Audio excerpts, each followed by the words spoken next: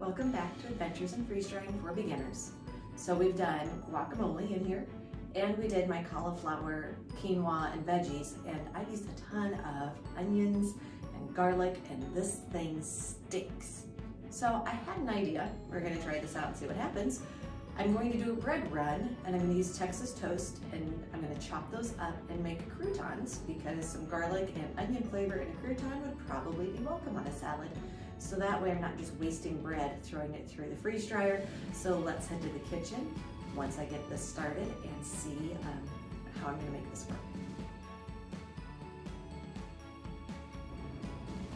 The first thing that I wanna do is simply chop up this bread into some cubes, so it'd be more like croutons. I don't think I want the crust on it, because when I bought croutons, I don't remember there being like crust on an edge.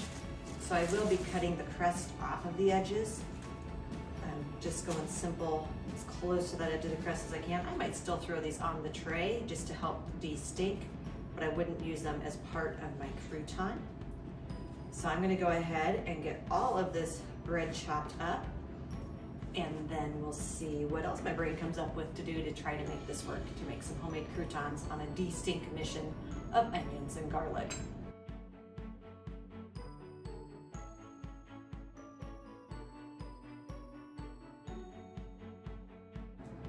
I'm done chopping up what I think is enough of the bread to make some croutons out of.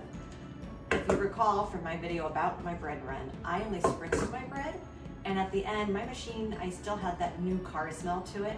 So I want to do a little more than spritz it. I want to, I think, add some water and kind of toss it as I'm going to get this more moist. I don't want it mushy, because I'm not going to keep that crouton shape, but it definitely needs to be more moist than what I did for my bread run. So let's see what I can get this to do for me.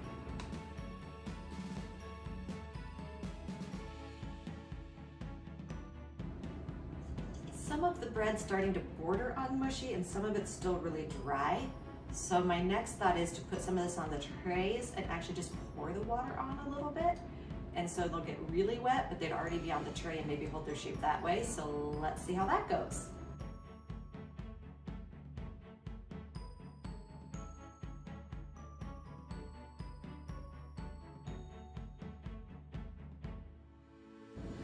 I do believe that is the correct solution. I was able to just pour some water on here. Even though it initially pooled on the pan, it did soak up into the bread. So I'm gonna go ahead and take care of getting the rest of these on some pans, and then we'll talk about what I'm going to do with my crusts.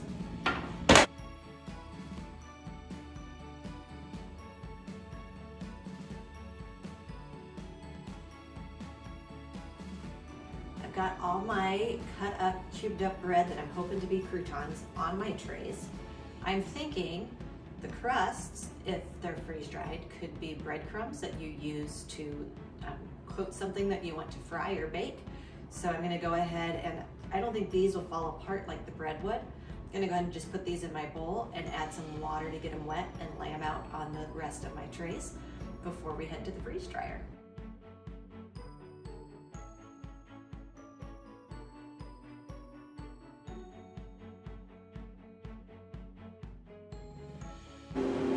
We're back in front of Olaf here, and we're gonna go ahead and put my trays in. I'm not pre-freezing my bread for this run because I want the machine to freeze it, and I'm hoping in that process it'll soak up more of that onion and garlic smell and really help get rid of that.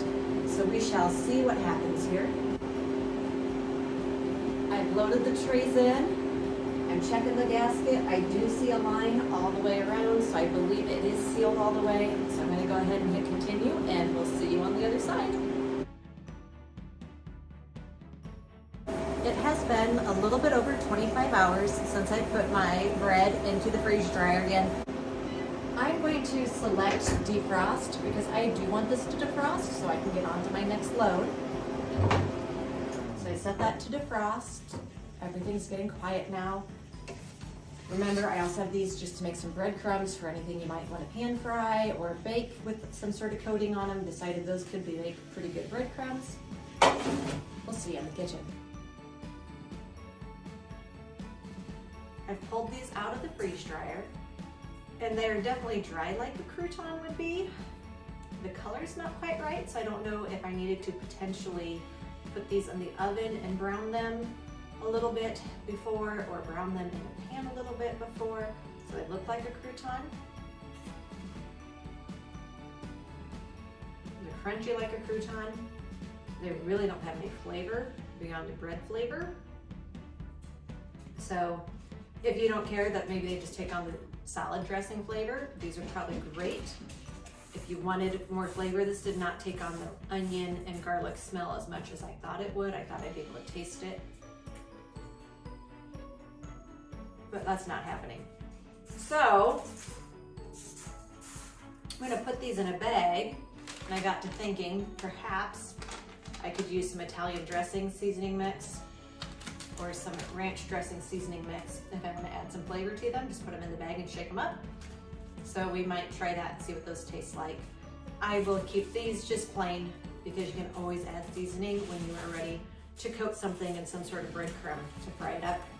So those I'm not going to add anything to, and we'll just smash those in the bag with a rolling pin. I don't even think it needs to go in food processor for that to happen. They're really dry. So we'll be right back in a second.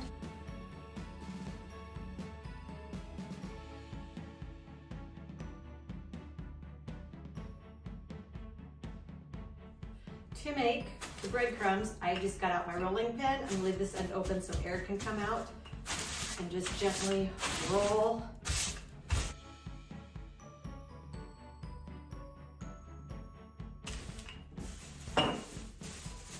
So those made a really nice fine powder that you could definitely use as a coating for something. So you could put that in a jar to store it away. That's what I did with all the heels of my bread. Another thought about my cubed bread is you could just keep it cubed, and it would make great stuffing for like turkey and stuff, and you already have it dried out for your stuffing. My next thought was, again, to add some powder. I'm gonna try some ranch in this packet here. I don't think I need a whole packet of ranch, that would be overpowering. But I'm just gonna sprinkle a little bit in there. Seal that.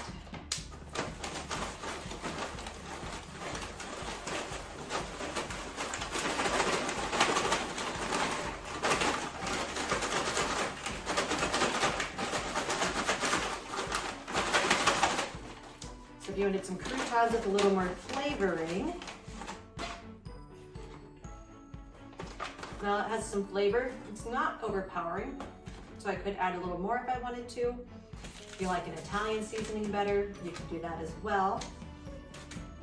But I think that is a valid way to de-stink your machine, is to make croutons with it, or for stuffing, and to use those heels of your bread to make coating for if you want to fry something up. So there's my take on de-stinking your machine, but not having any waste in doing so. Thank you for joining me on Adventures in Freeze Drying for Beginners.